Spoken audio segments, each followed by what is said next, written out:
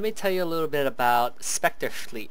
So currently I am still not in a corporation, but I have joined a channel called Spectre Fleet over here.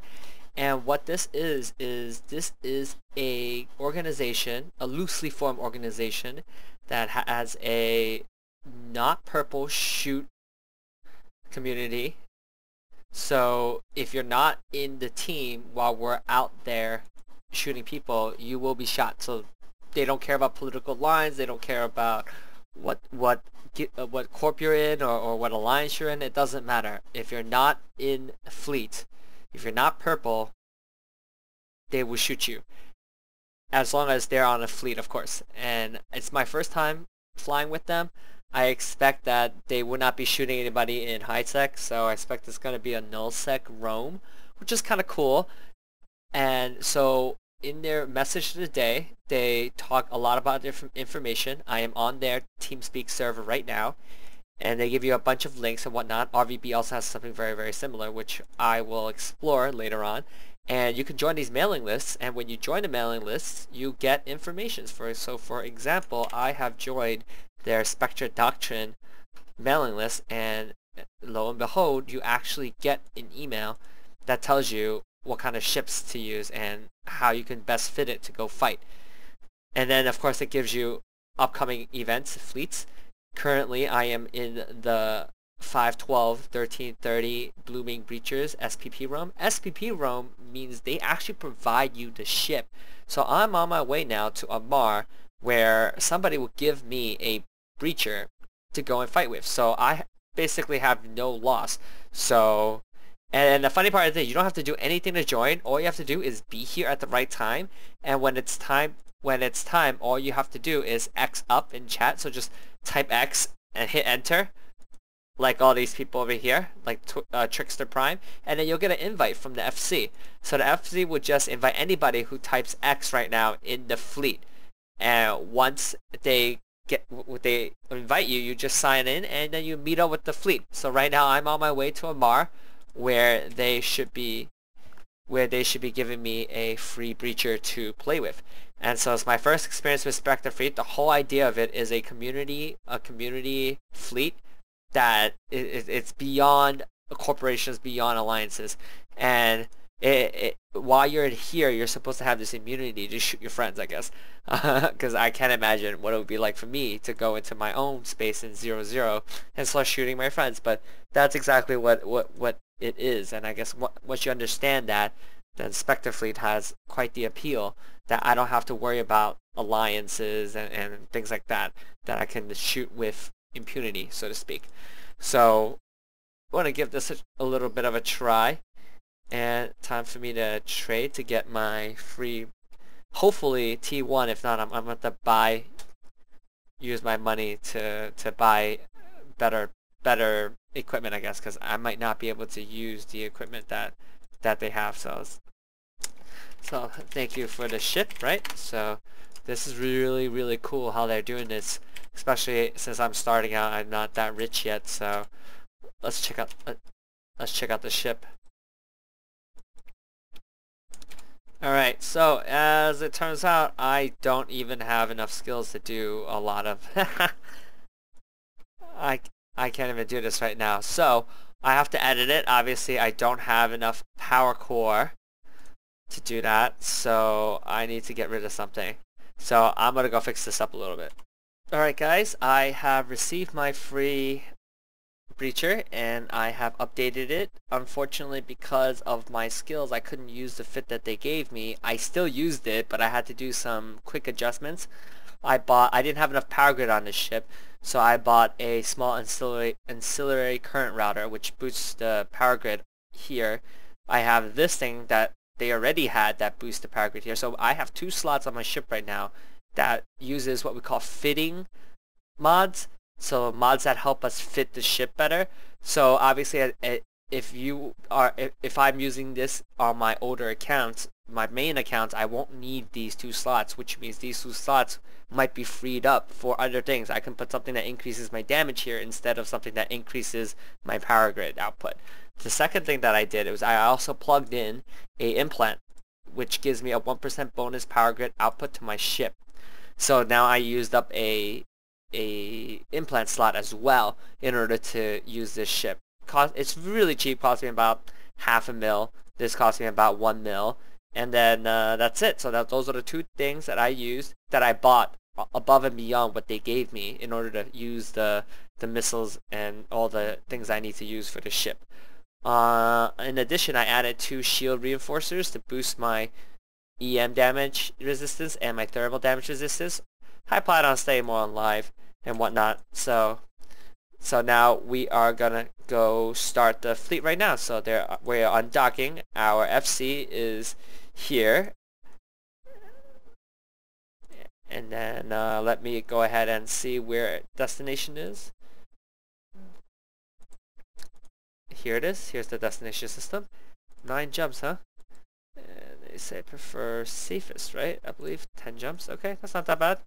This is where we're gonna start. So everyone's on their way, as you can see. So just to recap, I don't know these people. I've never flown with this FC before. I don't know these people that are purple, but wherever we're going, we are going to be shooting anybody who is not on our party. So we have 23 people in party. If you're not part of this 23 people, you are getting shot at if we see you. So that's a important thing to note. I forgot to buy insurance, but that's okay. I'll get it when I'm dead. Alright, update you guys later. So while I am moving to my target destination, let's talk a little bit about how I would use Spectre Fleet. So Spectre Fleet is not really a corporation. It's basically a loosely formed group that only happens during times specified, but it's open to the community. That's the best part about it. So for me, I would use Spectre Group in a way where I would always join the events. Even if you joined a corporation that might not be full PvP, always participate in these events. I'm looking at these events right here in Reload MLTD. You see, you have Blooming Breachers, which they gave you a breacher to fly in. You get a fleet with that in it again. Any of these fleet, except for maybe the Inti fleet, you can be somebody helpful for the team. Somebody helpful in terms of, you could be a Logi. All you need to be in is a burst, and that's not too hard. A burst, well, I mean, there's one for each race, you know. And then, so what else you have is you can be a tackler for any of these fleets, and that is free and open to everybody. So join every single fleet that you can. Get those kills. You might not be, you know, that big shot within 21 days, that big shot that kills everything himself, that doesn't need anybody's help. It doesn't matter. My DPS is really crappy right now. It's 35.5, which is really, you know, very, very, very, very bad. Just to let you know, on my main, my damage here is usually around in the hundreds. So at 35, it's literally a third of what I am used to. But it doesn't matter because I'm part of a fleet of 22. So if everybody has 33 times that by 22, it's enough to kill whatever it is that we need to kill. We look for specific fights like that. So do not worry if you're weak or you don't have a high DPS. It doesn't matter. Just show up, be there for the fleets, have fun. And it doesn't matter if all you're contributing is a little poke at the giant beast. It doesn't matter. Everyone else is there to supplement each other. And that's the important thing to really know. So just join all of these fleets, any of these fleets, with just a basic intercept, not an intercept, a basic tackler, which could be a breacher. You could fit a breacher just like this. You could even remove most of the things to make it cost a lot cheaper, and all you do is go there, play, and if you died, no worries. You lost about maybe 2-3 mil. It's not a big deal. So always set aside a big enough budget to buy a couple of ships and use those ships, you know. You can keep a bit of a spare ISK in case you need to buy a ship somewhere. For example, I was in Dodixie earlier this morning. I had to travel all the way to Amar because that's where the fleet started. So you know, if they didn't give me a free ship, I would just bought one at Amar. I would want to travel in a pod to get there faster. So these are just a couple ways of how I would use this fleet or this kind of community group in order to find PvP. So they do this all the time. As you can see, this is a pretty frequent list. So definitely make it. And then if nothing else, you could be Logi, a fleet Logi in a frigate, or you can be a tackler. They will always need people like that. So that's all you really need to know. And then just have fun. So I'd like to take a moment here to explain this fit that I've received from them. This is a shield TD or tracking disruptor fit, and the whole crux of it is that I have a long point where I can point something within 20 kilometers, and then I have a tracking disruptor. I have shield tank, micro warp drive, nanofiber, which basically makes me go a little bit faster, accelerate a little bit faster, damage control, which is pretty standard for a frigate, and this fitting mod so I can fit all that I can fit. 3 light missiles, which is a slightly longer range, 18-kilometer range, and then I put these on myself, so I'm not going to explain these. So basically the whole idea is that we are targeting players that use turrets, gun turrets, and if they do that, I have the luxury of using either two scripts, either a optimal range script, which decreases their optimal range, so if they are longer range than I am, which I doubt it, but if they are long range, I can get them closer because they have to be closer to shoot me, or tracking speed disruption. So if they are, once I am within range of their guns, I use this and then I orbit them, so therefore decreasing the amount of damage because their guns will not be able to track as well, and that's really the whole point. And these are quite significant, so negative 30% tracking speed bonus is pretty significant, and also having a negative 31% fall off bonus, negative 31% optimal range. These are pretty significant punishments, if I get these off on the enemy. And so that's really the basics of this fleet. You have to have the nano in order to keep up with the team, and that's basically it. So I'm gonna bring you guys through to the highlights of this roam. I'm not gonna make you watch the whole thing, it's very long. On top of that, I was very silly. I really wanted to show you guys battle comms, what the FC is saying during the battle, but for some reason I forgot to record the sound for it, so excuse me. I will have to supplement our great FC's voice for my own and kind of try and explain to you guys what's going on. And so just know that this is my take on a battle. I am in no means actually, might not be representative of what it actually is going on, so to speak. Alright, so we are on this side of the gate. We're about to jump in because we have enemies on the other side that one of our scouts has aggressed. So we're going to jump straight into the battle. At this point, the moment we jump through, we see our targets. The most important thing right now is to break cloak. So I break cloak immediately and try to burn my way towards this Arazu, and there's also a rapier here, and so they are very far from us right now. So our objective as a team is to really head out there as fast as we could so we could get a point. I believe one of our friends just died here, and he had a point, and so one of the rapiers is about to get away because we lost that point there, and there he goes. So really what's left now is to keep enough points on the Arazu so that we can actually trap him and kill him.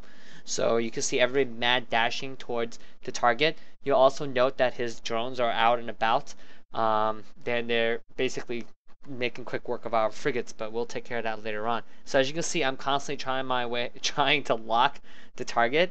And as a new player, well, as a new character, I don't really have much skill, so I'm literally just trying my best here.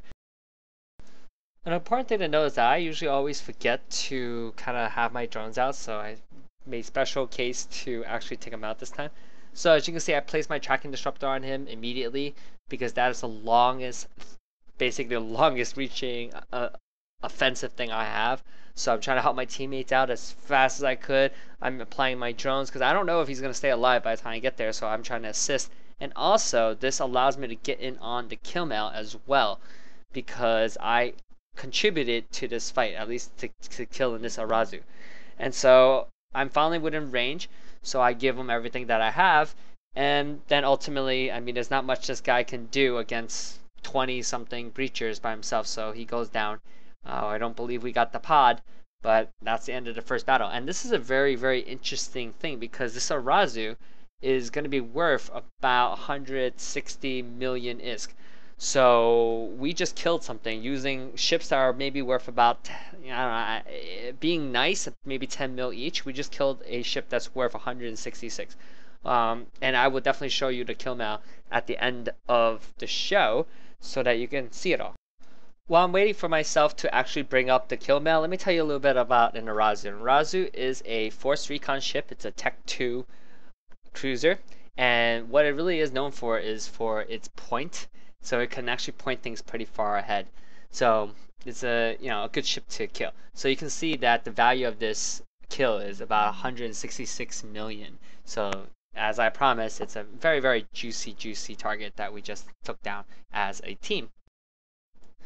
In this next little clip that I have for you, it's a failed gank. So what we've been doing is we've been warping to random systems and then immediately warping to any Forsaken hubs or any other of these anomalies you see here, just in the hopes to catch somebody in there who may not know that we were coming, and we're hoping to get there, target them, and then point them so that everyone else can converge in on them for the kill. Kind of like a swarm mentality, divide and conquer. So I went into a random place and I found this Ishtar over here. Unfortunately for us, this Ishtar was about 98 kilometers off, very far. So I did what I could. I tried to use my microwarp drive and really literally tried to speed there as fast as I could. But because of how far we were, our Ishtar was able to run away relatively easily since he could see us coming from a mile away. He'd have to literally be not there in order to miss us. So as you can see, we are really trying our best to gain speed, but then he ran away. So there's nothing else left to do except to, try better next time. So I just want to say that tactic here, and the importance is that the tactic is we spread out and hoping to look for a target, and then we'll converge. This next fight is very interesting. So we walked in knowing that there was going to be a fight on the other side. So FCRA called Saber as the target, so I warped in instantly and tried to point the Saber, and we started attacking it. And the important thing to know is that I'm following FC instructions this whole time. He asked us to anchor up on him, so if you just caught it before, I right-clicked on his name on my watch list, and then I kept my distance from him so that I would follow him wherever I go. I think at this point I made the mistake of not turning my micro warp drive on, but with my skill levels, I couldn't really do it for that long anyway. In the middle of it, our Saber gets away somehow, and so we're forced to aggro this Hawk instead. And FC calls out for us to tracking disrupt the Gnosis here, and there's also a Scythe fleet issue. As I only have access to 1 TD, I went for the Gnosis. And so the whole point is that these bigger battleships already have trouble fighting us smaller frigates.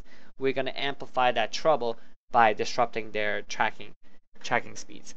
And so at this point, we're trying to basically stay alive while we grab some quick kills and make a run for it. So at this point, or at any point, we know we're not going to take out the Gnosis with the amount of DPS that we have, but we're trying to nab a few kills here and there.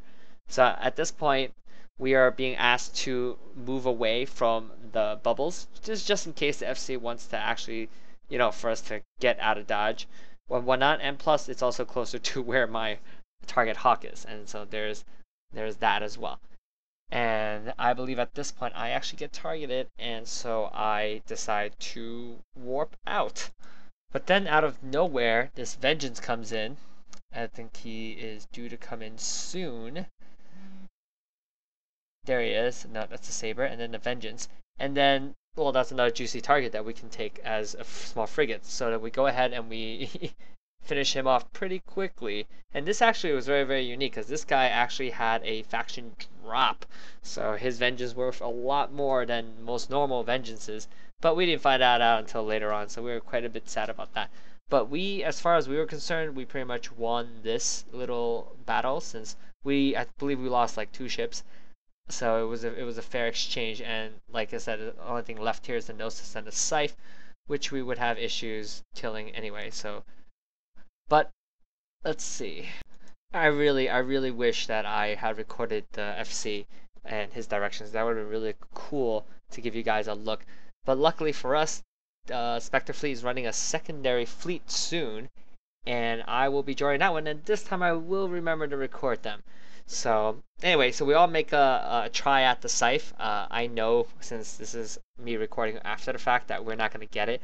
So what happens is that the Scythe sees that the Gnosis and the Scythe sees that they're basically been surrounded, and at this point, they're really, what are you going to do? You can't really do much. So they de-aggress, and then they try to run away. And just to be clear, what it means to de-aggress means that you have a 1-minute timer. So if you're, like, for example, right now I'm attacking. If you look on my upper left-hand side, you see exclamation mark where the exclamation mark is, you see like a links thing. I basically have a 1 minute timer. Since I was in combat, I can't really go do anything for a whole minute and whatnot. So to de-aggress is to not do any aggressive tactics for a minute so that you could jump through, which is what the Scythe did. And our Gnosis ran away, and then the Saber came in, bubbled us, and left. I don't know why they did that. Maybe to slow us down, but really no real reason. So as always, we loot the field and we move. And I believe this is the last big fight, so we're fighting the same guys that ran away earlier. They decided to chase us down and fight us in this arena. And so I actually made a mistake earlier. We're about to kill an Ishkur here, which is the loot pinata that we didn't take, not the Vengeance. I actually looted Vengeance. But anyway, so we always want to take care of the Saber first, because the Saber is a interdictor, which basically throws out these bubbles that we can't warp out of. So, but he did get away.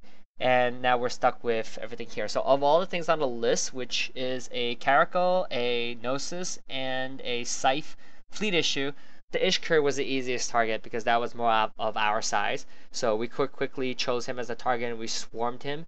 And, you know, make pretty much quick work of him. There's really not much you can do at this point when there's, you know, I believe 14 or so breachers that are attacking him. So, and at this point, all we're trying to do is we're trying to keep the Gnosis at bay. We're trying to keep the Scythe at bay because we want them to not be able to shoot us as well. So we use our tracking disruptors on the other two. There is a Caracal here, which, you know, we didn't know what kind of Caracals they were. They have these rapid missile Caracals that would really make quick work of the frigates. But unfortunately, these guys used heavy missiles. And because of that, they weren't really, as you can see, no one is really at much of a danger, although I did warp out because I was afraid that they would target me, but really it was unwarranted. They wouldn't have really hurt me that much, although our fleet commander is in a little bit of peril here. And we swapped commanders, by the way. This is now being led by Apex as opposed to Ashiman, which is the first FC. So we're taking some time to regroup here, and we're gonna re-engage quite soon. Alright, welcome to our last big fight. This is the last skirmish we're going to have with these guys.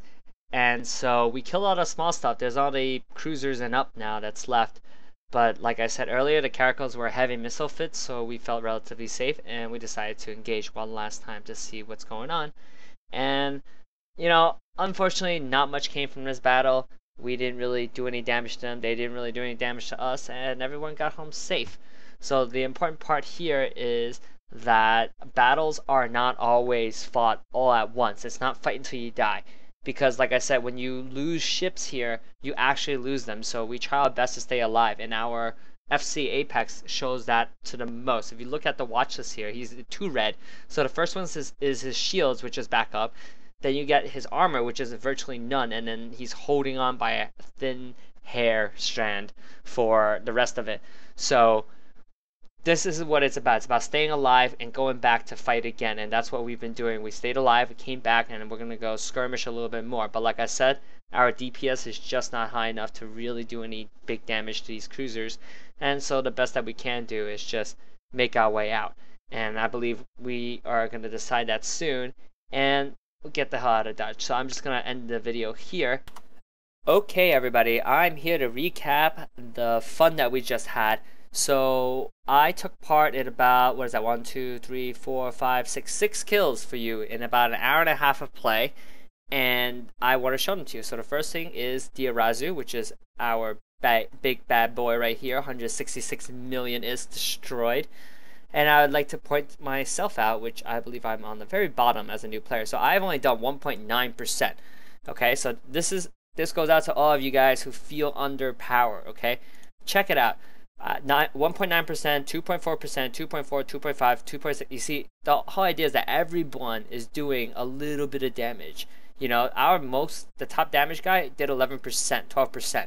You know, and then Dominic here did the last blow at 7.4%. So the whole point is that, you know, everybody has their little part. Although Raven here only did about 1.4%, that's not the point. The point was this 1.4% helped take this guy down, and that's really the important part.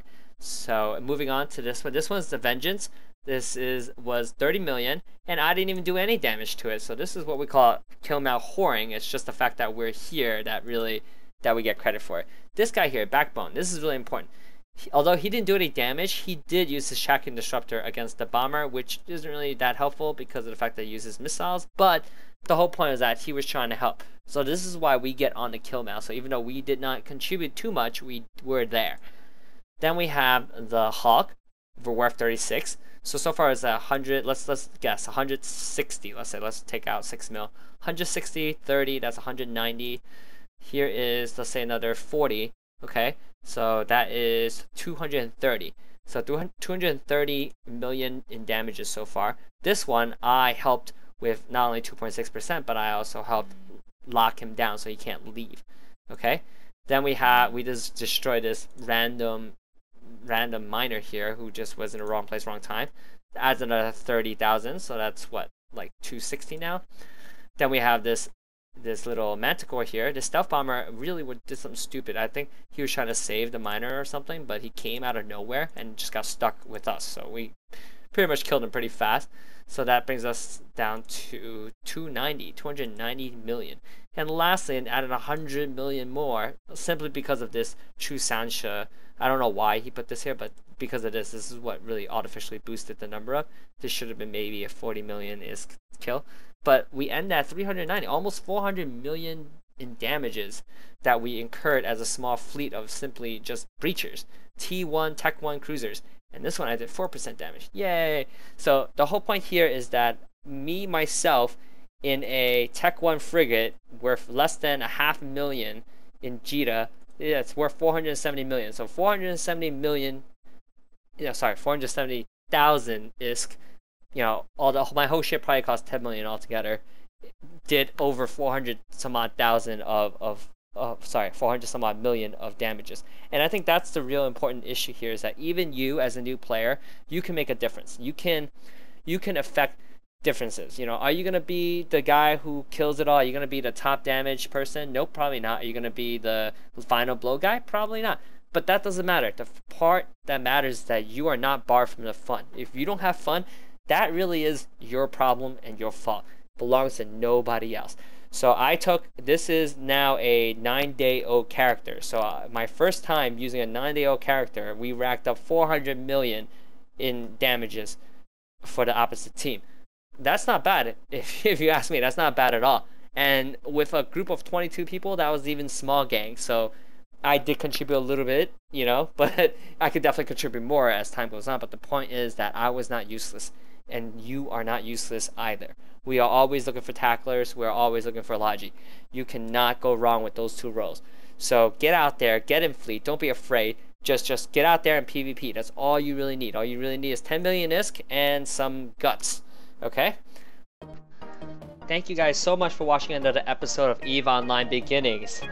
Just so you know, in the future we are going to be doing more PvP videos. I'm going to be more PvP based. I'm worrying a lot less about how to make ISK and whatnot. I'm going to be joining Red Federation soon for RVB, but in the meantime, been doing a lot of Spectre Fleets, a lot of RVB gang fleets, and other fleets are open to the public so that everyone can join and not just me and myself.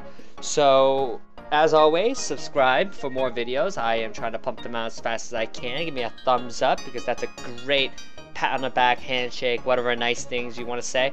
And leave a comment for any of those things that you do want to say. Whatever it is, I'm open to all suggestions on what you want to hear and what you want to learn about. Till next time, this is Kaylem signing out.